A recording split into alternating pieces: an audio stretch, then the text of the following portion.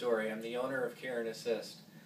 I'm here with Chester Cheetah here today to go through a training for how to do a bed bath. Hopefully if you're sitting down with us, you're actually excited to kind of learn what it takes to do a successful bed bath.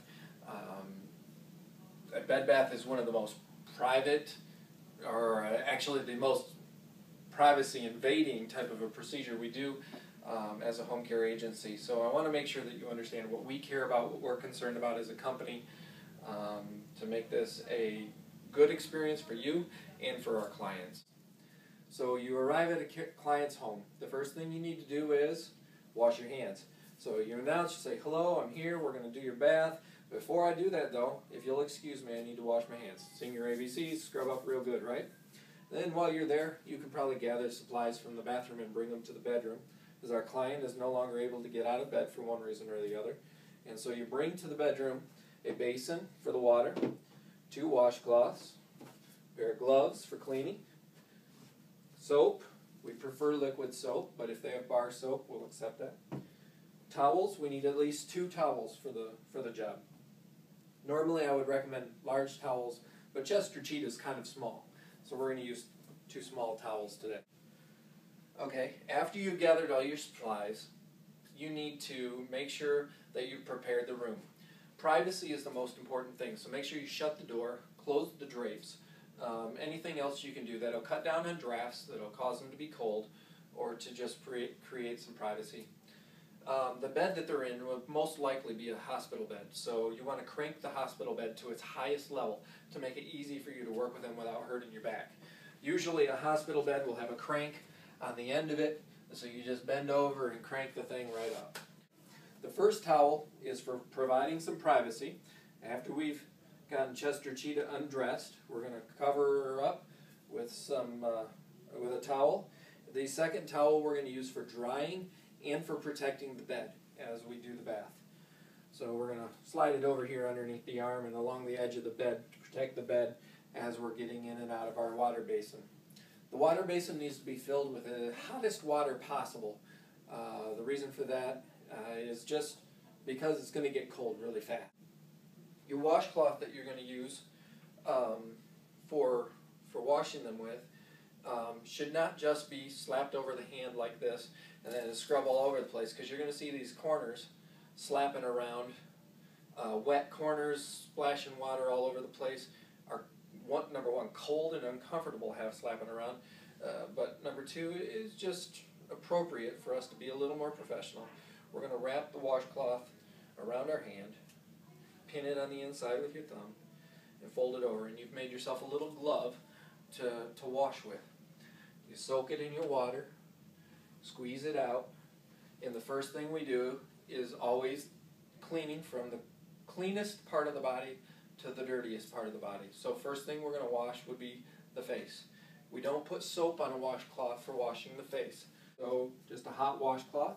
We're going to clean off Chester Cheetah, and we're going to rinse with your clean washcloth.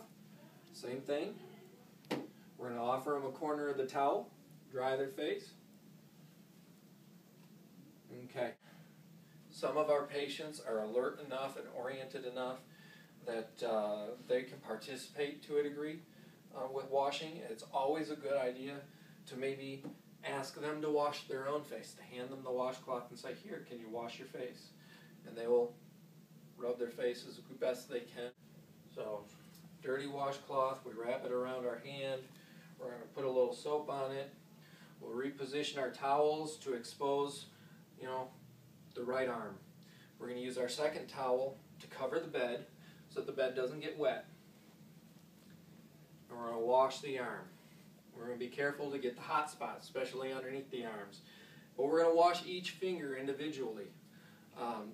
Number 1, because it feels good to have your fingers rubbed when you're getting a bath, but also because you get things stuck between your fingers and under your nails a lot of times when you can't get up and go to the sink to scrub your hands yourself. And so just a little TLC here will make the client feel good. After you've washed, again, we rinse. So the whole arm, just with water this time, no soap, to get the soap off the body as best as possible.